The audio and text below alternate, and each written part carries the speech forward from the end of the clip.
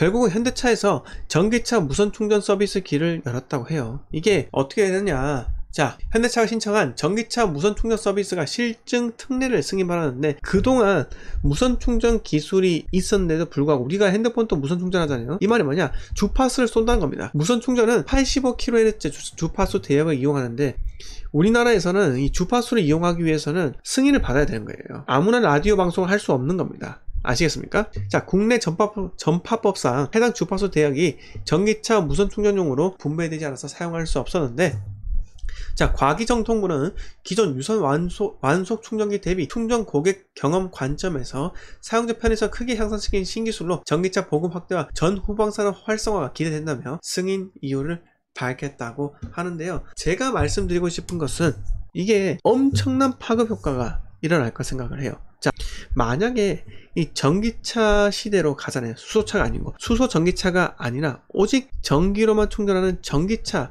시대로 갈 경우 어떤 일이 발생할까요?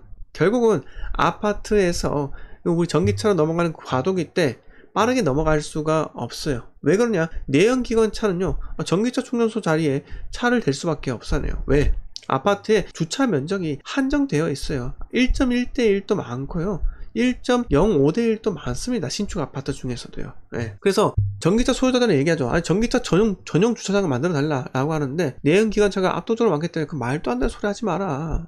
니네가 뭔데 전기차 왜 사? 그냥 그 공원 가서 전기차 충전해. 이런 소리를 하지 않겠습니까? 이런 소리 한다니까요. 그래서 과도기가 넘어가는데 빨리빨리 전기차가 보급되고 해야 되는데 그게 어렵다는 거죠. 그래서 아파트가 결국은 전기차가 시대가 도래하고 전기차가 활성화될수록 이 아파트에 대한 수요도 좀 떨어질 수 있다, 이런 우려가 있기도 해요. 그래서 우리나라도 뭔가 단독주택이나 이 전원주택에 대한 이 수요가 점점 높아질 거라고 생각을 했었는데, 다행히도 이 전기차 충전이 그냥 땅에 서 있기만 해도 무선 충전이 가능하다면 이걸로 해서 어마어마한 경제적 파급 효과가 올 수 있다는 겁니다. 그냥 내연기관과 전기차가 공존을 하지만은 과도기 때문에 공존하지, 추후에는 전기차 시대로 엄청나게 빠르게 바뀔 거라는 거죠. 네. 무선 충전이 가능하다면요. 자, 전기차가, 여러분들 전기차 배터리 충전하잖아요. 근데 아파트가 1000세대가 있는데 그 중에 20%만 전기차가 도입이 된다면요, 200대잖아요 그러면은 아파트에 소형 원자로를 갖다 놔야 한다고 합니다. 그래서 밤에 이 전기차에서 나오는 전기 있잖아요. 그러니까 전기차가 충전만 해서 운행만 하는 게 아니라 전기차가 전기를 저장을 했다가 다시 집으로, 이 여름 같은데 에어컨 많이 틀 때 있잖아요. 전기가 부족할 때, 그때 다시 집으로 공급을 하면서 이렇게 뭔가 서로가 상부상조하는, 그렇게 될 수도 있다고 해요. 예, 그래서 무선 충전은요 무선으로 받을 뿐만 아니라 이 전기차가 또 무선으로 내보낼 수도 있는 겁니다, 아파트로요. 예. 그렇기 때문에 이게 정말 혁신적인 거고, 앞으로 전기차 시대가 오더라도요, 이건 아파트의 사용 가치는 더욱더 높아질 거라 생각을 해요. 예, 아시겠습니까? 예, 저는 그렇게 생각을 해요. 예, 결국은 이런 기술 하나하나가 아파트 가격이, 그리고 아파트에 대한 수요가 더 높아질 것이다. 대한민국처럼 이렇게 아파트에 지하 주차장이 잘 되어 있는 곳이 어디에 있습니까? 없다는 거죠. 자, 그럼 여기서 우리가 넘어가야 할 문제, 원전을, 자, 월성 원전 1호기를 없애려고 뭐 공작을 했다, 뭐 이런 소리도 있잖아요. 그래서 전 산업통상부 장관이 잡혀가기로 했는데, 기소되기로 했는데, 결국은 아직까지는요, 원전이 아무리 한번 터지면 위험하다 하더라도 우리는 탈원전 하기에는 아직까지는 때가 아니지 않겠나, 이렇게 생각도 듭니다. 아직까지 생각이 들어요. 그래서 탈원전, 이거는 조금 기다릴 필요가 있지 않겠나. 태양광 같은 경우도 지금 말도 안 되게 이 산림을 다 훼손시키고 태양광 공급했던 업자들은요 다 튀었어요. 그냥 보조금 받아먹고 다 튀었다는 거예요. 폐업시키고 튀었다는 겁니다. 그게 어딘가에 이권이 있기 때문에 태양광 사업자들이 갑자기 많이 이렇게 증가한 거지 않겠습니까? 대한민국이 기후가 사계절 뚜렷한데도 불구하고요, 미국처럼 태양이 강렬하게 내리쬐지는 않아요. 그렇기 때문에 태양광이든 바람이 일정하게 불어야지 풍력 발전도 극대화될 수 있는데, 대한민국은 바람이 왔다 갔다 합니다. 왔다 갔다. 그래서 이 풍력과 태양광은요, 대한민국에서 그렇게 합당하지 않은 그런 겁니다. 적합하지 않아요. 예, 적합하지 않다는 겁니다. 뭐 친환경적이요? 태양광이 친환경적일까요? 산림 훼손한 게 더 클 건데요. 풍력발전소 친환경적일까요? 절대 아닙니다. 예, 그거 그 새들이 날아가다가 풍력발전소의 그 프로펠러에 맞아 죽은 경우가 더 많아요. 예, 더 많습니다. 그래서 이게 뭐 신재생에너지 말만 번지르한 거죠. 그것 때문에 돈 벌려고 한 사람들이 훨씬 더 많아요. 그쵸? 내 사랑 조식님께서 중국에서 태양광 안 합니다. 카드뮴 덩어리 이렇게 이야기도 해주셨고요. 네. 그래서 뭐 이렇게 얘기했고, 지금 난리가 난 게, 자, 세수 55도 늘었는데 나라 빚은 900조 넘었다고 하고요. 당장 내년 말이라면 1068조까지 넘는다고 해요. 네. 브레인킴님께서 원자력 발전소 없애려다가 산을 없앤 듯 해요. 이렇게 하셨는데, 혹시 브레인킴님, 제가 문득 든 생각인데, 중국에 가면 산이 없어요. 산이 없어요. 그러니까 상하이나 뭐 큰 대도시에 가면은 산이 없단 말이에요. 다 평지예요. 혹시 우리나라를 중국처럼 만들려고 산을 다 밀고 태양광 깔는 거 아닌가? 이런 생각이 문득 들었다니까요. 네? 이건 무서운 일 아닐까요?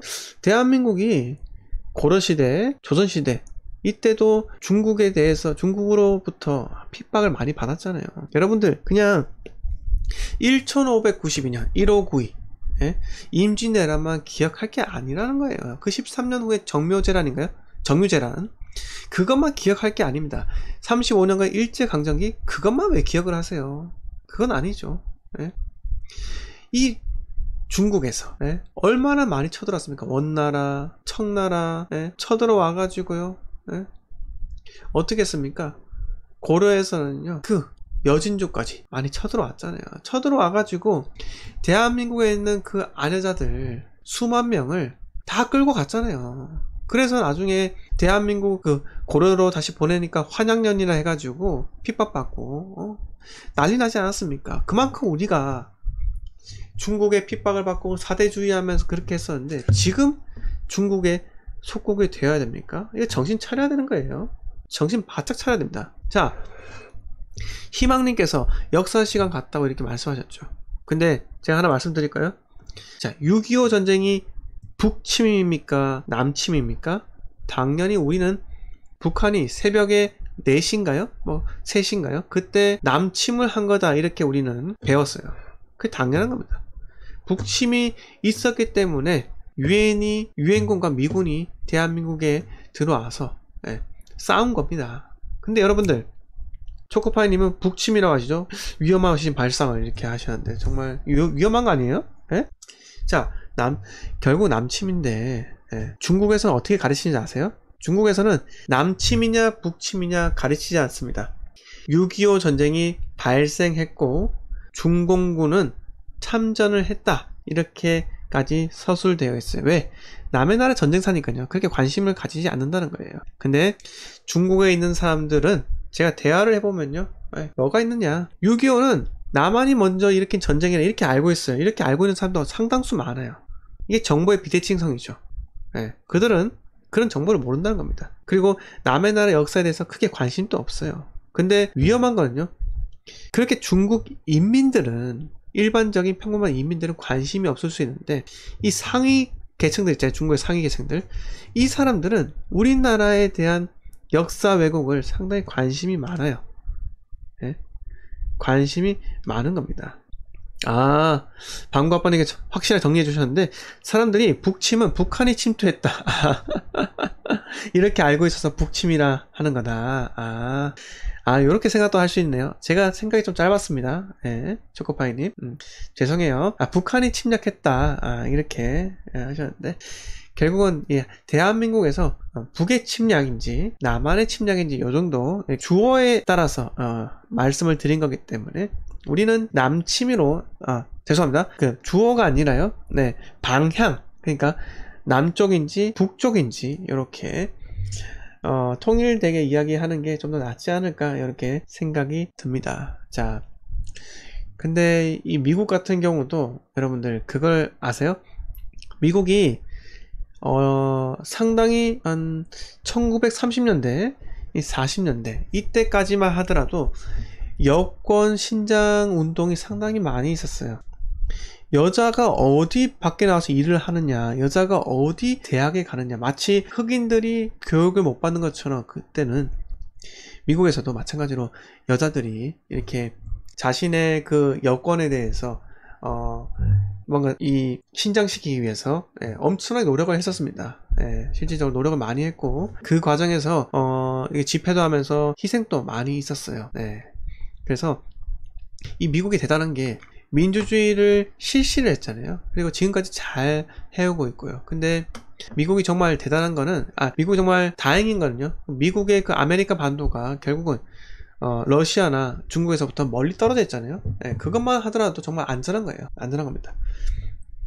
당장 북한이 핵미사일을, 대륙간 탄도미사일을 괌까지 날릴 수 있다 이렇게 하니까 괌 사람들 떨지 않습니까? 하지만 미국에 있는 사람들은 그 대륙간 탄도미사일 날리더라도 미국에서 충분히 요격할 시간이 있기 때문에 괜찮다고 이렇게 생각을 하는 것 같아요. 그래서 미국이 마냥 개방적인 나라는 아닙니다. 상당히 그 나라도 보수적인 나라예요. 보수적인 나라니까요. 무조건 미국이 진보적이고 뭔가 개방적이다 이렇게 생각할 필요는 없다고 생각이 들어요. 자, 여러분들 지금부터 여러분들의 부동산에 대한 Q&A를 진행하도록 할 건데요. 좋아요 좀 팍팍 눌러주시고요. 막간을 틈타가지고 여러분들의 그 Q&A 질문사항을 여기 댓글로 남겨주시면 제가 답을 해드리도록 할게요.